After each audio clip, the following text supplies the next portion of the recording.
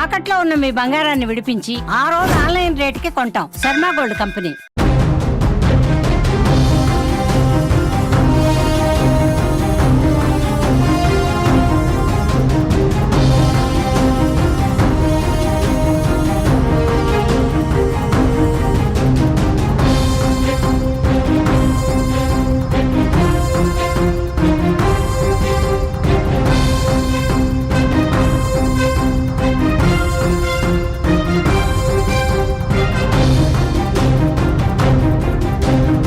ప్రజల్ని గాలికి వదిలేసిన పాకిస్తాన్ ఉగ్రవాదులను కాపాడటం మొదలుపెట్టింది.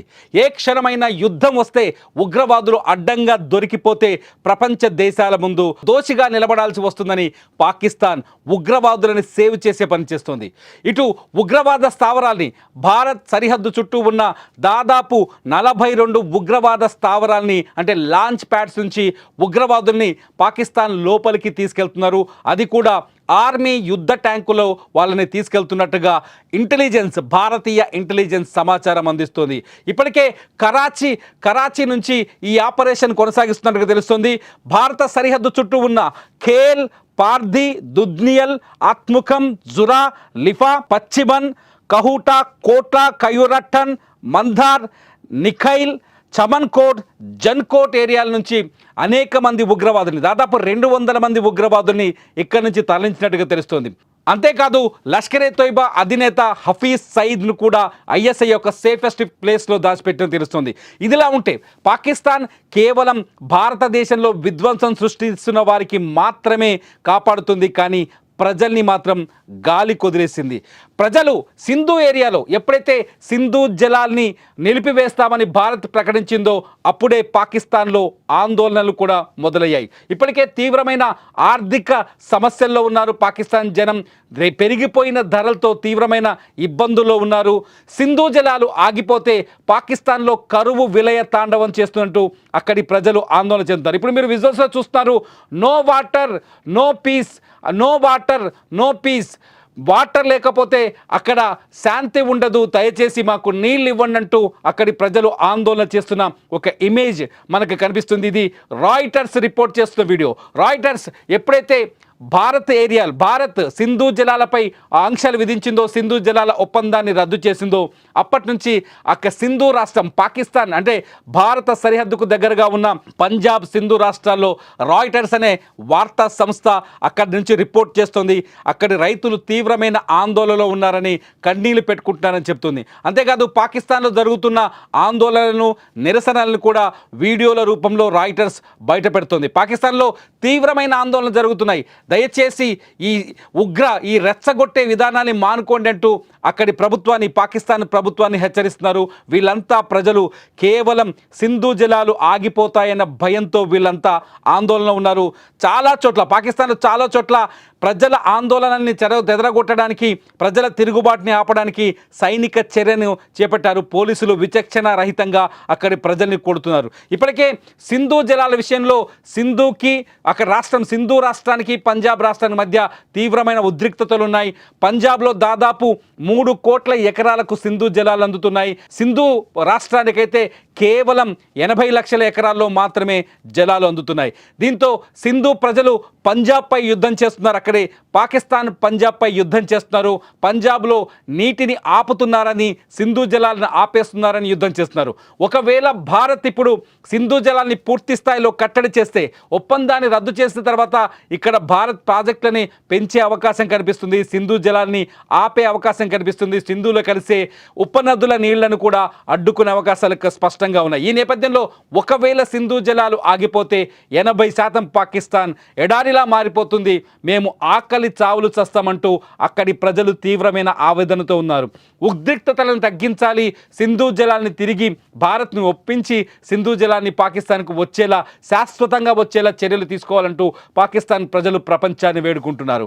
పాకిస్తాన్ ప్రభుత్వం మాత్రం సింధు జలాల విషయంలో చాలా ఉద్రిక్తంగా మాట్లాడుతుంది, వివాదాన్ని రెచ్చగొట్టే విధంగా మాట్లాడుతుంది. పాకిస్తాన్ ప్రభుత్వం చాలా స్పష్టంగా పాకిస్తాన్ విదేశాంగ శాఖ మంత్రి కావచ్చు, ఉప ప్రధానులు కావచ్చు, ప్రధాని కావచ్చు, సింధు జలాన్ని ఆపితే భారత్తో యుద్ధం మొదలైనట్టే అని ప్రకటిస్తున్నారు. అంతేకాదు భారత్ మీద దాడి చేసేందుకు 130 అణుబాంబులను సిద్ధం చేశామంటూ పాకిస్తాన్ మంత్రులు మాట్లాడుతున్నారు. అక్కడి ప్రజాభిప్రాయానికి వ్యతిరేకంగా పూర్తిగా పాక్ ప్రభుత్వం ప్రవర్తిస్తున్నట్టుగా అర్థమవుతుంది.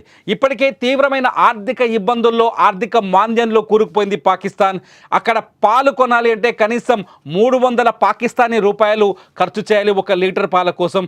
అక్కడ పిల్లలకు ఫుడ్ కూడా ఇవ్వలేని, పసిపిల్లలకు పౌష్టికాహారాన్ని కూడా ఇవ్వలేని స్థితిలో ఉంది పాకిస్తాన్.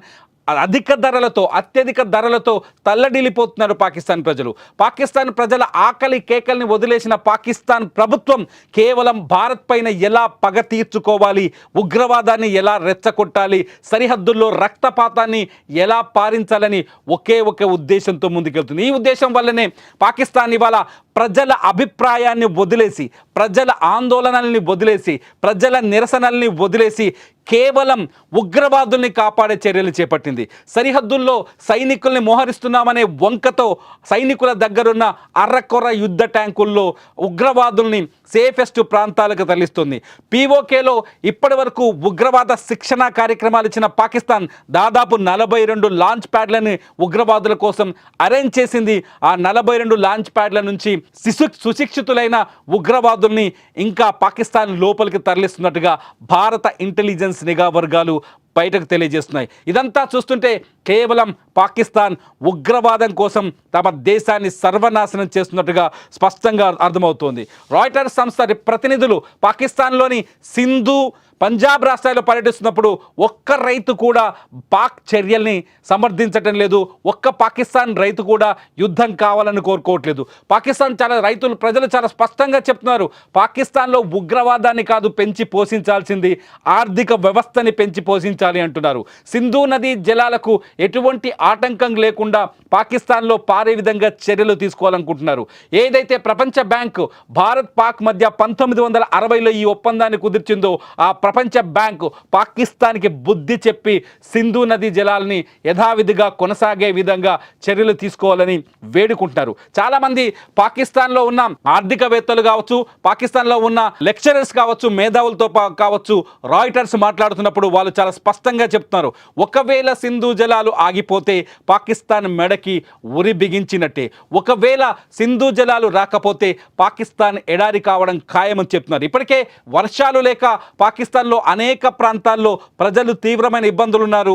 వర్షాలు రాక అనేక రైతులు తీవ్రమైన కష్టాల్లో ఉన్నారు. పాకిస్తాన్ జీడిపిలో దాదాపు 20% వాటా వ్యవసాయానిదే. అక్కడ పండే గోధుమ, చెరుకు, పత్తి విదేశాలకు ఎక్స్పోర్ట్ చేసే క్వాలిటీతో ఉంటుంది. ఈ నేపథ్యంలో రైతులు మేము తీవ్రంగా దెబ్బతింటామనే ఆందోళనలో ఉన్నారు. ఒకవేళ పాకిస్తాన్కి సింధు జలాలు రాకపోతే నిజంగానే తాగునీటి కష్టాలు కూడా వస్తాయని చెప్తున్నారు. ఇప్పుడు స్క్రీన్లో చూస్తున్న మొబైల్ లైట్లతో కొందరు ఎజిటేట్ చేస్తున్నారు, ఆందోళన చేస్తున్నారు, అక్కడ ప్రభుత్వ కార్యాలయాన్ని చుట్టుముట్టే ప్రయత్నం చేస్తున్నారు. వీళ్ళంతా ఎక్కువ మంది ఇక్కడ తాగునీటి కష్టాల కోసం, తాగునీళ్ళ కోసం ఇబ్బంది పడుతున్నారు. ఈ ఎజిటేషన్స్ అన్నీ పాకిస్తాన్లో నీళ్ల కోసమని అంతర్జాతీయ వార్తా సంస్థలు ధృవీకరిస్తున్నాయి. ఇదంతా చూస్తుంటే పాకిస్తాన్ కేవలం భారత్ పైన పగ తీర్చుకోవడానికి ప్రయత్నిస్తోంది తప్ప అక్కడి ప్రజల అవసరాలను తీర్చడానికి ఒక్క నిమిషం కూడా ఆలోచించట్లేదని అర్థమవుతుంది. ఉగ్రవాదుల్ని తరలించడంతోనే పాకిస్తాన్ కుయుక్తి, కుట్ర బుద్ధి, పాకిస్తాన్ పాలకుల ఆలోచన విధానం ఏ విధంగా ఉందో అర్థమవుతుంది. ఇటు టర్కీ, చైనా వంటి దేశాలు తమ వెనక ఉన్నాయనే ఉద్దేశంతో పాకిస్తాన్ ప్రభుత్వం భారత్లో ఉద్రిక్తతల్ని రెచ్చగొట్టే విధంగా రక్తపాతాన్ని పారించేందుకు కుట్రలు చేస్తూనే ఉంది. ఇప్పుడు యుద్ధ వాతావరణం ఉన్నప్పటికీ కూడా ఎటువంటి వెనకడుగు లేకుండా, శాంతి మంత్రం జరిపించకుండా పాకిస్తాన్ కేవలం ఉద్రిక్తతల వైపే నిర్ణయం తీసుకుంటోంది. ఒకసారి చూద్దాం. సింధు జలాలు ఆగిపోతే పాకిస్తాన్కి వచ్చే కష్టాల్లో మొట్టమొదటిది వ్యవసాయం ఆగిపోతుంది, రెండోది వచ్చేసి తాగునీటి అవసరాలు ఆగిపోతాయి. మూడోది వచ్చేసి విద్యుత్ సరఫరా ఆగిపోతుంది. సింధు నదిలో కలిసే ఉపనదులపైన అనేక జల విద్యుత్ ప్లాంట్లు ప్రాజెక్టులు ఉన్నాయి. ఆ జల విద్యుత్ ప్రాజెక్టులన్నీ నిలిచిపోయే ప్రమాదం ఉంది. ఇప్పటికే కశ్మీర్ భారత్ వ్యూహాత్మకమైన అడుగు వేసింది. యుద్ధాన్ని ప్రకటించలేదు, కానీ భారత్ సింధు జలాన్ని ఆపేసింది, సింధు జలాల ఒప్పందాన్ని రద్దు చేసింది. ఇది యుద్ధం కంటే భీకరమైన శిక్ష పాకిస్తాన్కి. ఒకవేళ యుద్ధం చేస్తే పాకిస్తాన్లో రక్తపాతం జరగవచ్చు, యుద్ధం చేస్తే పాకిస్తాన్ నాశనం కావచ్చు, కానీ అంతకంటే ప్రమాదకరమైన చర్య అక్కడి ప్రజల జీవన భృతిని కోల్పోతారు. అక్కడ ప్రజలు ఆకలితో అలమటిస్తారు సింధు జలాలు ఆగిపోతే. అందుకే వ్యూహాత్మకంగానే భారత్ ఈ చర్యలు తీసుకున్నట్టుగా తెలుస్తోంది. సింధు జలాన్ని నిలిపిజేయటం వల్ల పాకిస్తాన్కు కొంతలో కొంతైన బుద్ధొస్తుందని, కనీసం భారత్ని వేడుకుంటుందని. కానీ భారత్ చాలా స్పష్టంగా ఉంది. సీమాంతర ఉగ్రవాదం పైన పాకిస్తాన్ ఒక స్పష్టమైన వైఖరిని ప్రకటించే వరకు సింధు జలాల విషయంలో ఎటువంటి నిర్ణయం తీసుకోదు అంటూ కొందరు విశ్లేషకులు చెబుతున్నారు. ఇటు డిఫెన్స్ విశ్లేషకులు మాత్రం ఏ క్షణమైనా భారత్ పాకిస్తాన్ మధ్య యుద్ధం రావచ్చు అని చెప్తున్నారు. ఇదంతా చూస్తుంటే ఈ ఉద్రిక్త పరిస్థితి ఏదైనా కీలక అడుగుకు ఇన్ని సంవత్సరాలుగా కొనసాగుతున్న భారత్ పాక్ ఉద్రిక్తతలకు లేకపోతే పగా ప్రతీకారాల మధ్య ఒక కీలక నిర్ణయం తీసుకునే విధంగా అడుగులు వేయించొచ్చనే ఒక చర్చ కూడా ఇప్పుడు ప్రపంచవ్యాప్తంగా నడుస్తుంది. ఏదేమైనా మొత్తానికి పాకిస్తాన్ ప్రజల మనోగతానికి వ్యతిరేకంగా పాకిస్తాన్ ప్రభుత్వం నడుచుకుంటోంది. అక్కడి ప్రజలు శాంతి కావాలంటున్నారు, అక్కడి ప్రజలు నీళ్లు కావాలంటున్నారు, అక్కడి ప్రజలు సింధు జలాలకు ఆటంకం వద్దంటున్నారు. పాకిస్తాన్ ప్రభుత్వం మాత్రం, పాలకులు మాత్రం భారత్పై యుద్ధం చేస్తామంటున్నారు, అణుబాంబులు వేస్తామంటున్నారు. ఉగ్రవాదుల్ని భారత్ పాకిస్తాన్ బార్డర్ చుట్టూన్న ఉగ్రవాదుల్ని ఇతర ప్రాంతాలకు, సురక్షిత ప్రాంతాలకు తరలిస్తున్నారు. ఈ తరలింపు వెనుక ఒక 2 వ్యూహాలు కనిపిస్తున్నాయి పాకిస్తాన్వి. మొట్టమొదటిది, ఉగ్రవాదం తమ దగ్గరుందని ప్రపంచం ముందు దోషిగా నిలబడాల్సి వస్తుందనేది ఒక ఉద్దేశం అయితే, రెండోది వచ్చేసి ఉగ్రవాదుల్ని కాపాడుకోకపోతే భారత్ పైన పగ తీర్చుకోలేమనేది రెండో ఉద్దేశంగా తెలుస్తుంది. ఏది ఏమైనా భారత్ పాకిస్తాన్ మధ్య చెలరేగుతున్న ఈ ఉద్రిక్తతల నేపథ్యంలో పాకిస్తాన్ని ప్రజల్ని గాలికి వదిలేయటం, ఉగ్రవాదుని కాపాడుకోవడం అనేది ఇప్పుడు ప్రపంచం కళ్ళ ముందు కనిపిస్తోంది. అక్కడ అంతర్జాతీయ వార్తా సంస్థలు చేస్తున్న విశ్లేషణలో, చేస్తున్న రిపోర్టింగ్లో ఈ విషయాలు బట్టబయలవుతున్నాయి. ఈ పాకిస్తాన్ తీరు పైన మీరేమనుకుంటున్నారు? పాకిస్తాన్ ప్రజలు కోరుకున్నట్టుగా అక్కడ శాంతి కావాలా, లేదంటే యుద్ధం కావాలా? పాకిస్తాన్కి ఏం కావాలని మీరు కోరుకుంటున్నారు? భారత్ ఎటువంటి చర్యలు తీసుకుంటే బాగుంటుందని మీరు కోరుకుంటున్నారు? ఈ వీడియో కింద కామెంట్ చేయండి. చూస్తూనే ఉండండి సుమన్ టీవీ.